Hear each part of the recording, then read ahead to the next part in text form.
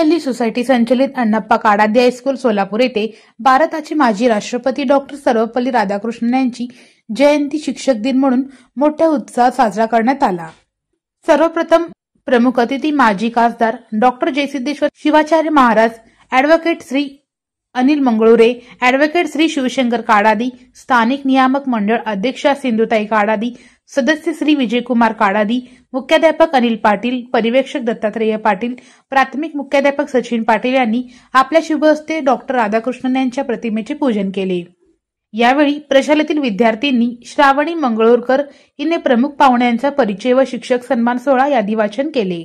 या प्रसंगी प्रशालेतील सर्व शिक्षक तसेच सर्व शिक्षकेतर कर्मचारी यांना भेट व गुलाब फूल देऊन त्यांचा यथोचित सत्कार करण्यात आला। या कार्यक्रमाला शिक्षक, शिक्षकेतर कर्मचारी व विद्यार्थी मोठ्या संख्येने उपस्थित होते।